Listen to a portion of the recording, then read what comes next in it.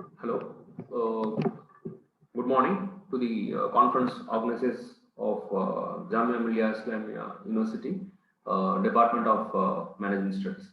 So my name is Abhilash, and I'm going to present a paper on the deliberation of rural tourism by Tamil Nadu tour operators in the troubled times, which is in the format of a case study.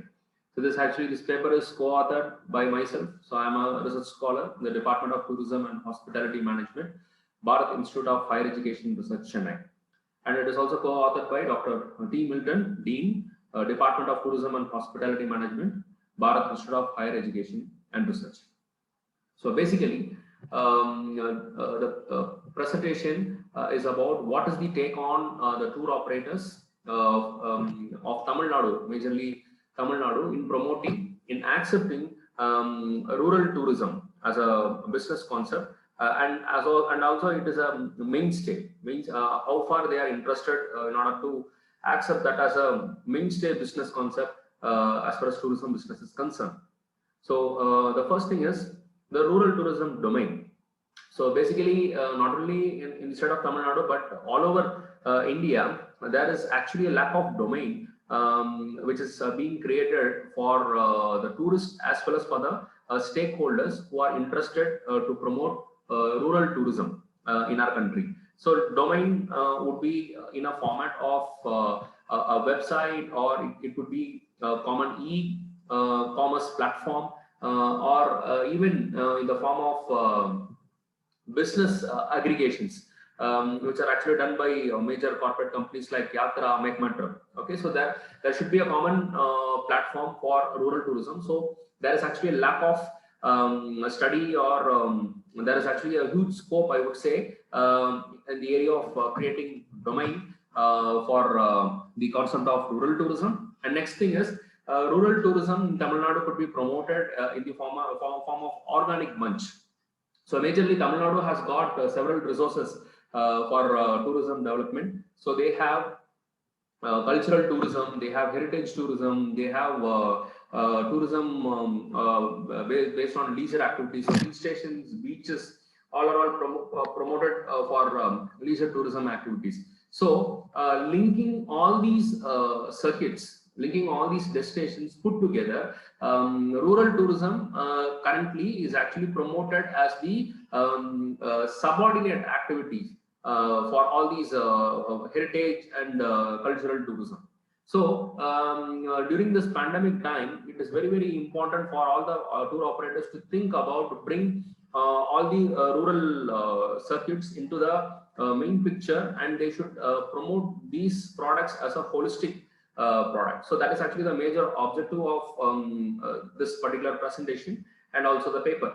And then institutionalizing rural tourism. So rural tourism needs a certain level of accreditation. It needs a level of consistency by all the state governments in our country. What is the tag they give, what is the recognition they give, and what are all the accommodation concepts.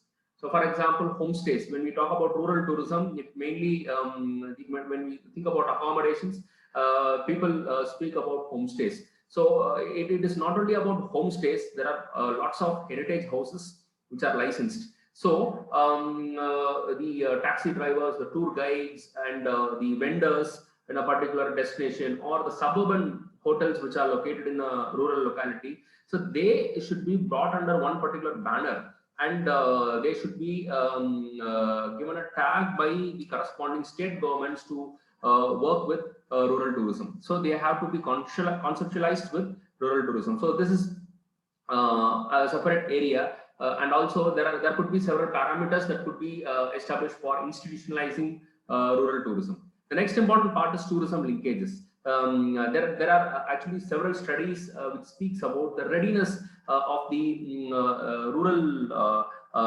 residents in accepting rural tourism for their livelihood. So how far they have accepted rural tourism, and how far they are interested to take rural tourism as a part of their livelihood. So they must be in the occupation of agriculture, or they may be doing construction work, Managra scheme or in several other activities. So how confident and how ready they are in order to take up this rural tourism is already a study which is being done, and also a linkage needs to be established. Okay, so in this particular area of study, there should be a network analysis. So as per the networking studies in tourism, it is in the layman stage.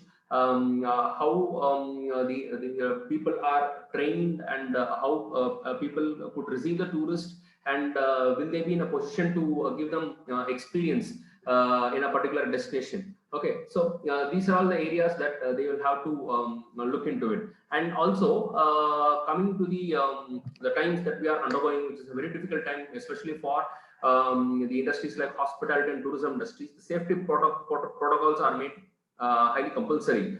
And as far as tourism, rural tourism is concerned, the safety protocols, the standard measures that could be adopted for the tourists who are visiting a particular destinations can be easily complied with. Why? Because the carrying capacity for rural tourism is normally less. And also the promotion of rural tourism is exactly scaled upon, and people know how many tourists are going to stay in a particular destination. And the second thing is identifying the important circuits of Tamil Nadu. So this study also portrays the identifying the important attractions as well as destinations that have the capacity to offer rural tourism in Tamil Nadu. And also, as I was telling in the first line, merging the itineraries and cultural and heritage tourism with rural tourism. So what is the possibilities and what are the measures that could be undertaken in order to link the heritage tourism and cultural tourism with the rural tourism circuits. Next is inclining the correct stakeholders for the deliberation of rural tourism. Okay, so there are already trained people in certain areas in the form of NGOs, and there are also tour operators. There are advocacy agencies involved. So how to involve them in promoting rural tourism? This is one area. And the gap of the study is and the literature review, what I have presented in my paper is, studies have been done in the area of ruralism, what are the markets for rural tourism, and there are several studies and reports on the development of hard and soft infrastructure in rural tourism destination, and what is the connection between rural and urban tourism. So there are different international as well as national level studies being organized in this area. But what is the studies on the readiness of the tour operators to take up rural tourism as a business, and especially as a mainstay business. So there needs to be studies which has to be organized, especially in the area of business of tourism. And and applying the tourism concepts to enable rural tourism to get represented as core tourism product. And there has been less studies on market development assistance given to tour operators to promote rural tourism in major events. So as far as government is concerned, how far they give market MDA schemes like Ministry of Tourism or any other state governments, they issue MDAs. MDA guidelines are being given to them. And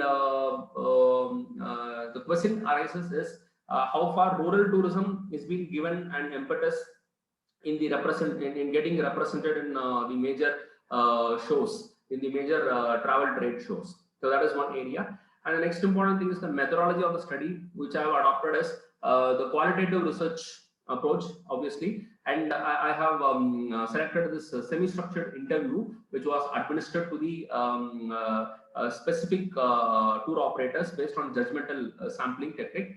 And the questions are administered to them, and it is open-ended questions. Since it is having an exploratory tendency, open-ended questions are given, and these responses are broken into codes, and these codes are portrayed in the form of table. Okay, so this is how the methodology is worked out for this particular study, and furtherance in the behavioral aspects of the tour operators to take up tourism as their mainstay, why they want to neglect it, why they want to associate with the other tourism product, and if they are ready to take it up, what is their linkage that they have established with the other stakeholders.